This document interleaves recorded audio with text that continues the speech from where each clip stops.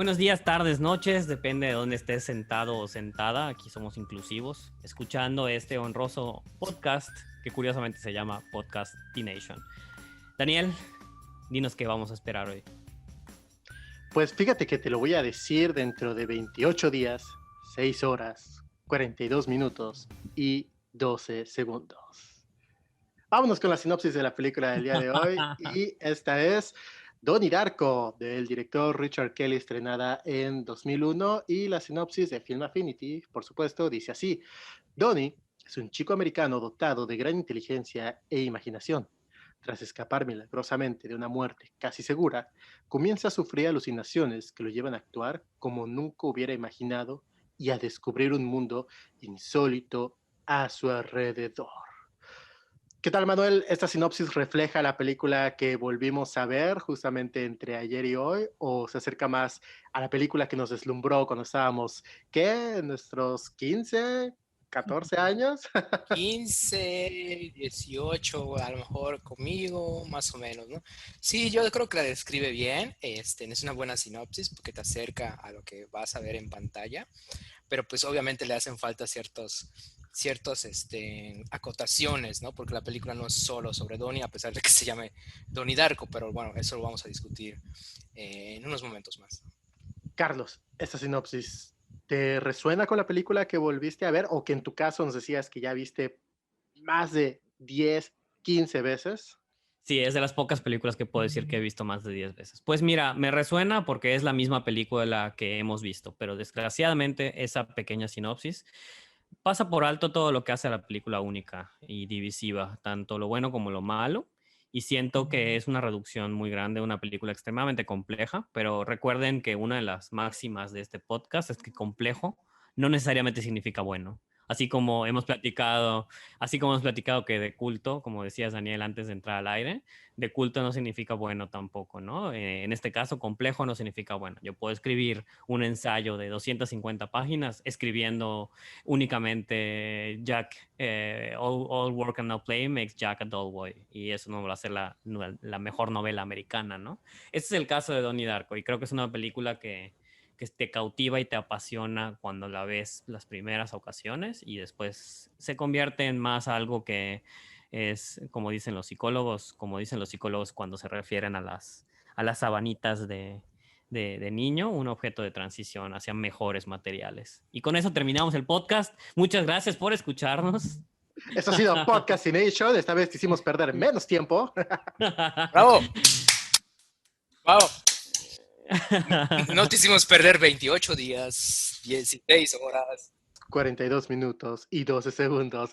Fíjate que esa sinopsis creo que pasa por alto la imagen más representativa de esta película y la que creo que a todos nos llama la atención o razón por la cual al menos yo cuando la vi así el tráiler en Cinema Golden Choice por ahí de hace ya casi 20 años, ¿no?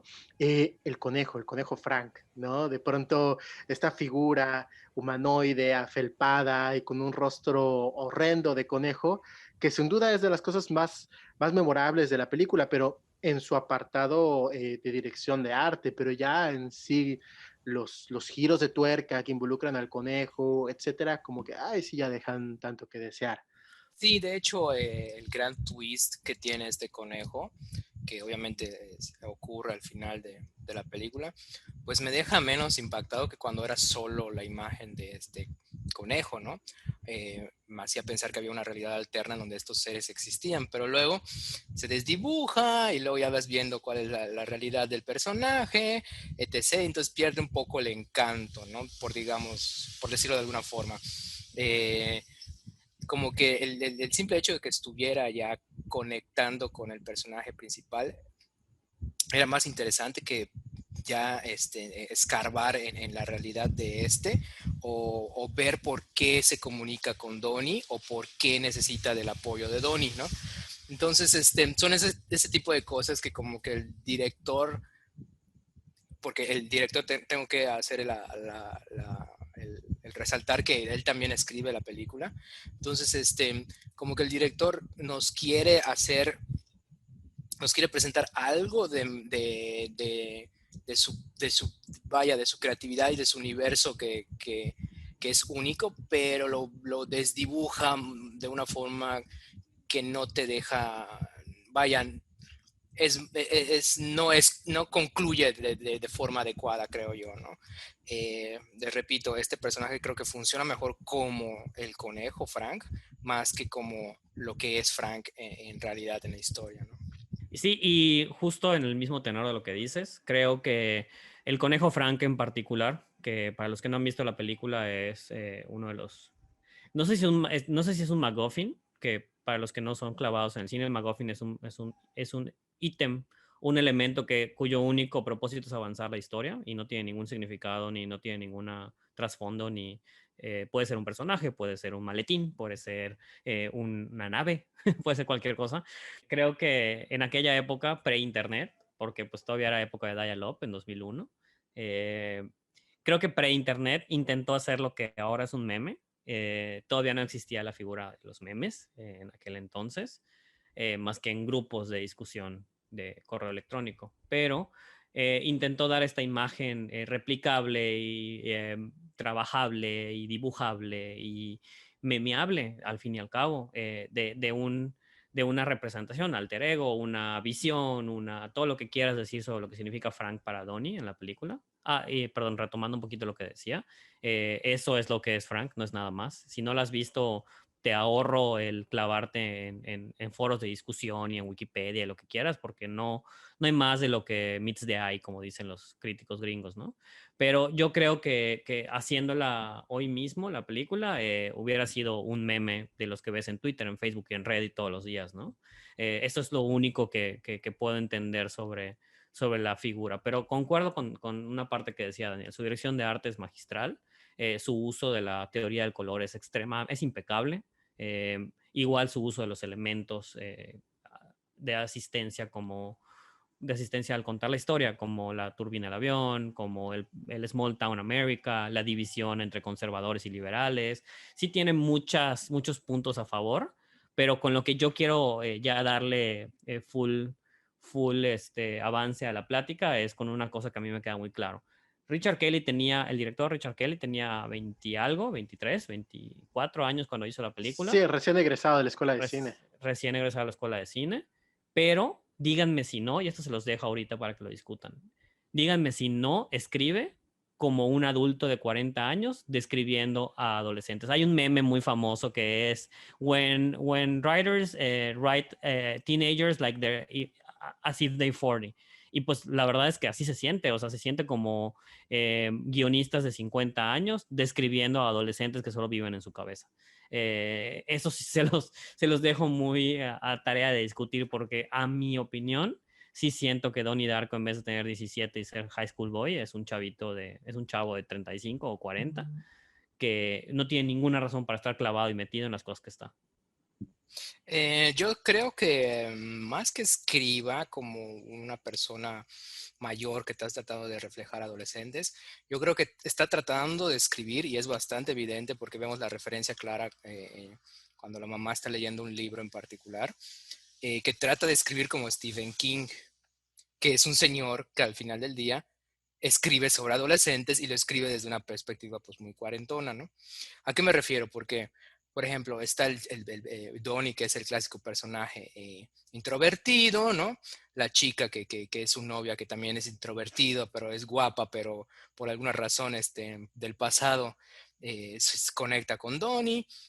Están los dos gandules, ¿no? Que sacan la navaja a la menor provocación, En ¿no? una escuela Ese privada. tipo en una escuela privada, ¿no? Entonces, está la típica adolescente hiper marginada en el magnífico personaje de Cherita.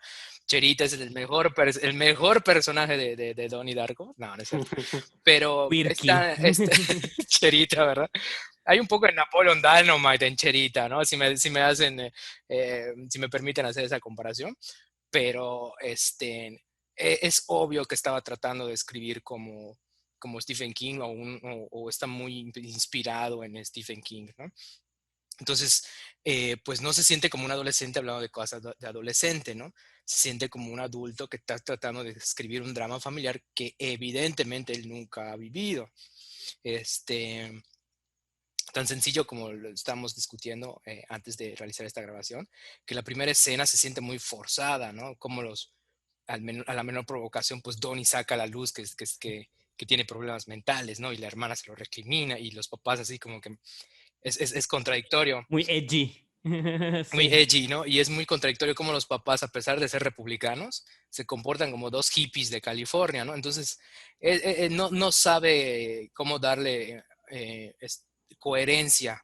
No es que escriba mal, no es que escriba de forma pretenciosa, pero sí siento que es obviamente la escritura de un chico de 23 años que está tratando de crear un drama y de un drama pues complejo porque involucra muchos personajes, un drama que sí trata de reflejar a la cultura de esa época, pero como que pues obviamente le gana el hecho de no tener experiencia, ¿no?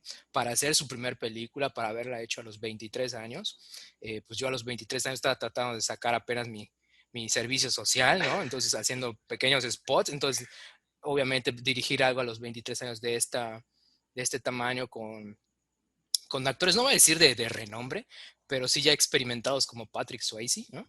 Que te entreguen a un personaje como el que él está haciendo, ¿no? Que son básicamente dos blancos, perdón, son blancos de clase media. Entonces, yo creo que lo construye bien, pero es eso, ¿no? Es un buen trabajo de un chico recién graduado y creo que por ahí la experiencia ya no le dio para más a Richard Kelly, ¿no? Por querer ahondar tanto en esta película. Posteriormente ya no pudo hacer algo que pudiese ser más sencillo o menos complejo, porque a lo mejor iba a sentir que no estaba avanzando y por ahí creo que ya se desdibuja un poco su carrera, ¿no?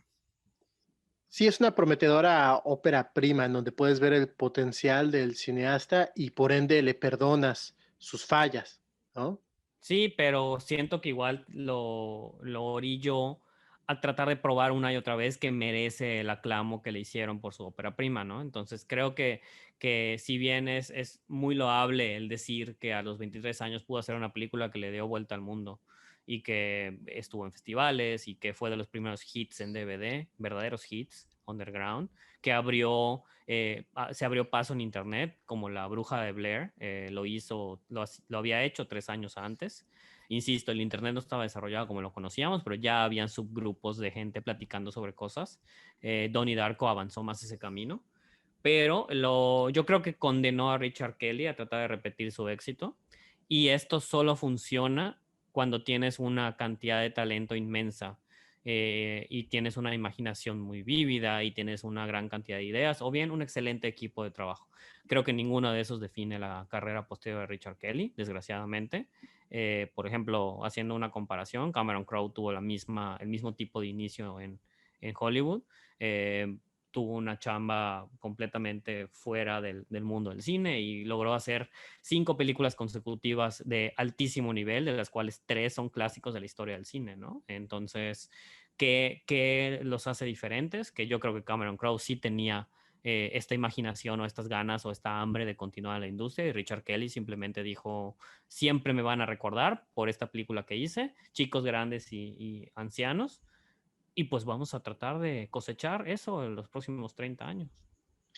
Ahora, con todo, cuando vimos Donnie Darko en su momento, yo creo que los tres podemos coincidir que de alguna manera nos resultó atractiva, ¿no? Si no, no estaríamos hablando de ella en este momento.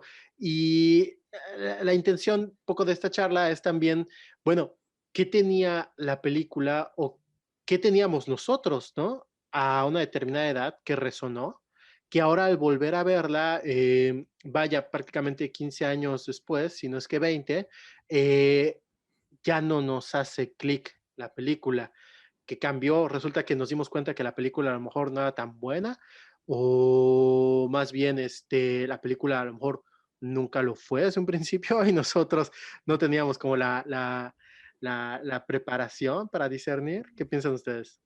No, hay que dejar en claro que sí es una excelente película. O sea, no vamos a hacer lo que hemos hecho en otros episodios y de que, ay, está malísima, pero vela, o no la Te veas. estamos viendo, No, la Mank. realidad es que es una muy Te buena estamos película. viendo, Mank. Exacto. Pero siento que es una excelente película y merece todo lo que se dijo de ella. O sea, no estamos juzgando una película bajo el lente de 2020, que hasta eso está bastante, entre comillas, no, ustedes no lo pueden ver, pero estoy haciendo comillas, pero está bastante woke para su época. Sí, siento que la película es muy buena, o sea, eso no lo voy a dejar, no lo voy a quitar y no voy a denigrar una película que creo que es muy buena. Sin embargo, creo que es una película que sí define mucho más una época y la edad que nosotros teníamos. Yo tenía 15 años cuando la vi en DVD en 2002, porque la descubrí precisamente en internet, em, por amigos que les gustaba, bla, bla, que vivían en Estados Unidos y que ya se había movido mucho. Escuchen esto, la película se movía como tienes que ver esto en las prepas de Estados Unidos, cuando yo estaba en prepa, o sea, entrando a prepa, en secundaria prepa aquí en Mérida, ¿no? Entonces imagínate que era así como que el documento sagrado que los chavitos se rolaban en DVD de Sí, culto. yo era el que se las pasaba a mis cuates. Eres el dealer de Sí, Donnie. es que, Yo era el dealer, ¿no? De Arco, de que tienes que ver esto. es que esto sí se replicó en México, ¿no? Y tanto así que a ustedes, al público, a las 5 personas que nos escuchan, pero a ustedes no. Ya les conté a ustedes, ¿no? Pero a ellos no. Pero yo tuve, no sé dónde esté, pero tengo o tuve una versión de DVD muy especial con la versión Ultimate, con todos los comentarios del director y un chorro de el libro, el famoso libro de la película y un montón de extras y de como 50 minutos extra tratando de justificar el mundo y demás. Entonces siento que todo ese mame es lo que hace a la película ser un artefacto de su época, así como hemos hablado en otros episodios igual de las cápsulas del tiempo. Ver esta película es abrir 2001 y de abrir los early 2000s otra vez. No es nada más que eso. O sea, no tratemos de ponerle un estatus de legendaria que no es. Es una excelente película que habla mucho de cómo era el mundo cuando veíamos Jackass, por ejemplo, en los 2000. O sea, este es el mundo de MTV que estábamos viendo nosotros. O sea, esta película es una película que los VMAs premiaron. Con eso digo todo lo que quiero decir. No es mala, pero es una película encarcelada con su propia cárcel, baja la redundancia, atrapada en su propia cárcel de la cronología y del tiempo en el que salió. Irónicamente, de lo que refieres, es muy de los 2000, pero la película está ambientada en los 80s, entonces es que, ajá, es algo como que muy, muy... Y con toda la música que tiene varios cues de música ochentera, como Head Over Heels y Mad World, que son clásicos de los 80s, Y 90s, ¿no? clásicos Entonces, de la sí, publicidad ahora en todos los comerciales. sí, Escuchamos Mad sí, World, ¿no? absolutamente. Pero, ajá, ese es lo extraño de la película, ¿no? De que está grabado en una época en particular que refleja a los Sí, es un adolescentes. Exacto. anacronismo, ¿no? Pero está tratando de contar una historia en los 80s. No sé si por el hecho de que si se hubiese grabado si se hubiese retratado en los 2000, pues muchas de las situaciones pues se resolvían con un mail o con algo Una así, ¿no? llamada, Entonces, sí. Siempre una ya- llamada en celular, sí. o algo en internet, ¿no? No sé, ¿no? Sí, un research. Pero O poniéndolo en un foro de, oigan, esto va a ajá, así de que suceder, ajá, échenme, aguanten ¿qué vara, ¿no? hago? Porque sí, Sí, entonces creo que sí. le resultaba más fácil. Bueno, espera, perdón, te Sí, sí, sí. interrumpo. Hubiera sido tipo QAnon en que se Ajá, ¿no? informó, Es no que le se metamos a... presta Sí, para muchas cosas, ¿no? Entonces, sí, el hecho de ambientar por alguna razón en los 80s, ¿no? Por alguna razón poner a los debates de Dukakis y George Bush o esta música. No sé sí, si Richard Kelly tenía una especie de nostalgia que no vivió, porque él no vivió los sí, 80s, ¿no? no estaba vivo. Entonces, Sí, utilizar Killing Moon al inicio, que es muy icónica, y Mad World al sí, final, pues ¿a quién le hablan? Pues a gente un poquito más grande, ¿no? No necesariamente al sí, mercado al que iba dirigida, pero sí coincido que, como tú dices, que es una buena película, que nada más que ahora, ya siendo más cínicos, siendo más uráneos de la vida, ya le notamos sus fallas, ya le notamos pues de qué pies cojean, ¿no? Por ejemplo, a mí me encanta sí. ver que hay inserts de Drew Barrymore en ciertas escenas, pues nada más porque es la productora, porque no aportan nada el insert de Drew Barrymore, ¿no? O sea, nada más está ahí porque hay que ponerla porque es Sí. la jefa, ¿no? Hay una parte en donde está comiendo fruta con el maestro de física y nada más se voltean a ver Donnie Darko y se ríen. Ajá, ¿no? Bueno, nada más voy a justificar esa escena porque antes hubo como una discusión, ¿no? Entonces Donnie, como que le contesta, no sé qué maestro, igual, o sea, lo típico de Donnie que le contesta al maestro, Sí, pero esa escena está eliminada, ¿no? Entonces, en la escena donde tú dices, Daniel, que dicen Donnie Darko, ¿no? Como que le cuenta al profesor, ¿no? O pues, ¿qué crees que pasó en mi clase? Esto, ¿no? Y así como diciendo, ay, Donnie, ¿no? Donnie Darko, ¿no? O sea, típico de él, ¿no? Como que lo vuelve una especie de Mary Sue a Donnie porque siempre están hablando de él y él es el centro de todo, pero por eso está esa escena, ¿no? Pero cuando la ves en una edición final, como tú comentas, ¿no? Pues nada más está ahí, ¿no? No te dicen absolutamente nada, pero pues está ahí la película y dicen Donnie. ajá, es ese insert, ¿no? Que justamente, pues, eso es algo que ya resulta más evidente ahora que la volví a ver, que siento yo que la película está armada con muy pocas escenas, ¿no? ¿A qué voy? Por escena entendiendo que hay un cambio en la situación que produce a su vez una consecuencia en la escena siguiente. Sin embargo, la película está bien, más bien como construida con pequeños momentos como este, ¿no? De Drew Barrymore y el profesor de física, nada más se voltean a ver y dicen Donnie Darko, ¿no? Y se ríen, ¿no? Como riéndose, bueno, este chavo, ¿no? Claro. No tiene solución. Entonces entonces, de pronto la película es una serie de momentos seguidos de más momentos, ¿no? Este momento y después este otro momento, después otro momento, y luego una situación que provoca algo y luego otra situación que es consecuencia de estas dos previas, pero después se estanca y es otro momento, ¿no? Entonces la película como que invierte mucho tiempo en plantear pequeños momentos que no hacen que ninguno de los personajes crezcan, ¿no? Porque es, digamos, como un microuniverso el que construye en torno a la escuela y a la familia y amigos de Donnie Darko. O sea, son bastantes personajes los que aparecen en pantalla, a los cuales de manera recurrente les hace acercamientos, ¿no? Como si fueran importantes, como si esa mirada, esas veces que Donnie voltea y esta chica Cherita lo está mirando, fuera relevante, ¿no? Porque después Cherita va a hacer algo importante en la trama y no lo hace. No pasa nada, ¿no? Pasa nada. De hecho, podría no existir Cherita y la historia sería la misma, Seguiría ¿no? siendo la misma, ¿no? O sea, tal vez solo hay un momento como de bondad de Donnie que se le acerca y le dice, te prometo que todo va a ser mejor, porque Cherita es un personaje que sufre pues de bullying, ¿no?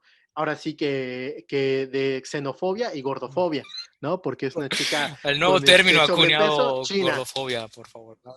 así el nuevo término, ¿no? Entonces, y Donnie se apiada de ella y le dice, no, todo va a estar bien. Y ya, es todo lo que pasa con ese personaje, ¿no? Es que ese tipo de cosas, insisto, son muy de Stephen King, ¿no? Como que de todo va a estar bien, ¿no? Y la chica buleada, ¿no?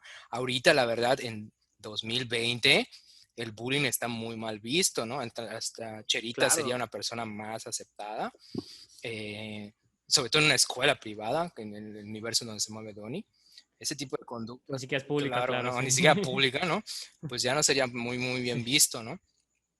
Y estos personajes, los bullies de la película, pues serían tratados con más severidad, más que hacer un comentario sobre la familia de la novia de Donnie en plena clase y nada más fuera del salón, ¿no? O sea, no, o Sí. sea, habría consecuencias graves sobre lo que está pasando, ¿no? Con estos chicos. Entonces, por eso es muy, muy 2000, ¿no? Estos adolescentes pues se sienten Sí. muy encasillados en la época, ¿no? A lo mejor puede resonar ahora la película con gente de nuestra época para ver un poquito más reflejado o reflejándonos en Sí. esas circunstancias, ¿no?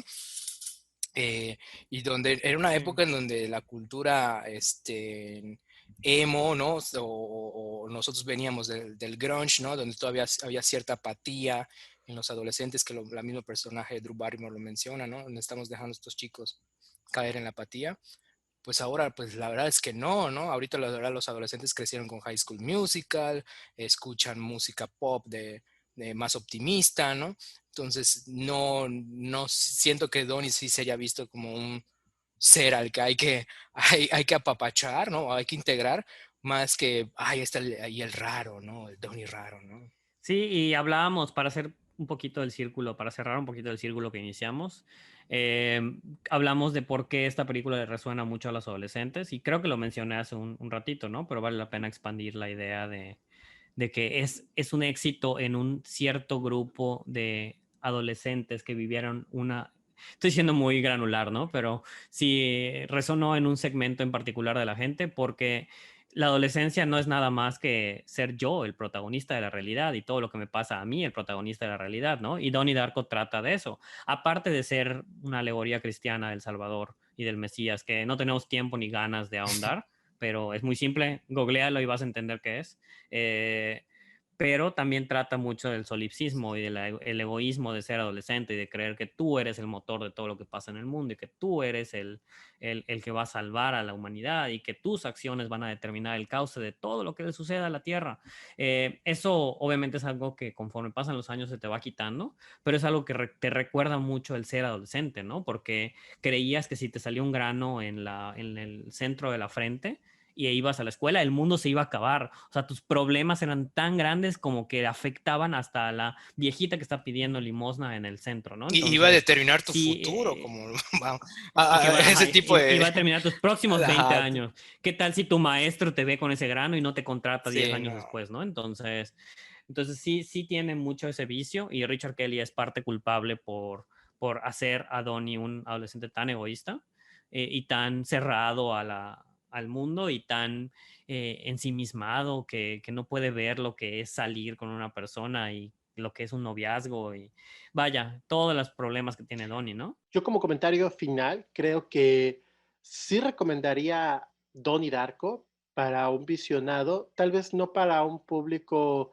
de nuestra edad, en sus 30, sino también tal vez para ese, no sé, ese primo que está en la prepa, ¿no? Y de pronto como que le está empezando a llamar más el cine, ¿no? O de alguna manera quieres mostrarle algo diferente a las franquicias que hay hoy por hoy, que de alguna manera despierte en él el gusanillo de, oye, hay algo más allá que que Avengers Endgame, ¿no? Porque de pronto Donnie Darko es una película que toca un tema, un género de la ciencia ficción que lo asociamos a películas de gran presupuesto, como son los viajes en el tiempo, y lo convierte como en Sí. este drama muy, muy personal. Entonces, eso, creo que hay un mérito en eso para Richard Kelly, ¿no? Hacer que de alguna manera funcione. Tal vez funciona más en la versión del director, donde te explica muy bien todo el viaje del tiempo, cosa que resulta bastante confusa en la versión para cine, Sí, pero de alguna manera logra conmover. Entonces, yo creo que ese es el público. Tal vez no para que este primo se sienta identificado con los personajes que vemos en pantalla, como ya dijimos, dudo que pueda ocurrir hoy por hoy, pero sí para de pronto mostrarle, oye, hay otro tipo de cine que también es bastante interesante. Sí, yo creo que esta es una buena película.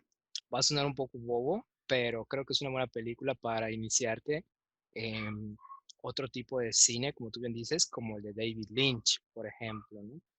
Que ya tienen una perspectiva más abstracta, más surrealista, ¿no? Porque sí hay elementos de él, ¿no? De pronto siento que puedes brincar de Donnie Darko a Blue Velvet. Exacto, ¿no? O a Lost Highway, ¿no? Entonces ahí ya no es el viaje del Ujú, tiempo, ya es la personalidad duplicada, ¿no? Entonces ujú. sí hay cosas, ¿no? Que te puede, vaya, es abrir la cerradura con Don y de ahí pues, si te gustó, bien, puedes encontrar muchos más y si no, pues a lo mejor no es tu tipo de cine. y pues miren, es recomendable, es una película que pueden ver en qué streaming service, Daniel, Está en Prime Video. en Prime Video. Recomendamos verla, como bien han dicho mis dos co-hosts. Vale la pena para hacer tu propia, si no la has visto nunca, para hacer tu propia opinión, como decimos siempre, ¿no? Pero en particular en esta, porque si la ves a los 28, a los 24, a los 20, a los 35, a los 40, la vas a ver distinto. Entonces vale la pena que lo aprecies, ¿no? Y pues si no es para eso, mínimo para ver los Easter eggs que te cautivan, aunque tengas 50 años, o para ver el excelente cast, o para ver la musicalización, que es buenísima, desde Echo and the Bunnymen hasta Tears for Fears, Gary Jules, que es el cover de Tears for Fears, y cientos de otras bandas que llenan un grandioso O para soundtrack, ver a ¿no? Gina Malone, nuestra o novia. para ver a Gina ¿no? Malone en su mejor... Sí, nuestra novia no No oficial Gina en el Malone, podcast. Sí, ella y Maggie Gyllenhaal, que no canta malas rancheras, y hasta Seth Rogen sale en un personaje de hecho. secundario. Es su debut en Entonces una sí, película. wow, además. Y pues siento que este podcast ya duró 28 días, así que yo creo que es momento de despedirnos. Cuando creías que este podcast no te iba a hacer perder tu tiempo, pues, ¿qué tal? Ahora que has terminado, puedes decir que has podcastinado con nosotros. Muchísimas gracias. Mi nombre es Daniel. Yo soy Carlos. Yo soy Manuel. Y te invitamos a perder tu tiempo con nosotros a la próxima, hablando, escuchando y también, pues, mal hablando de lo que más nos gusta, el cine.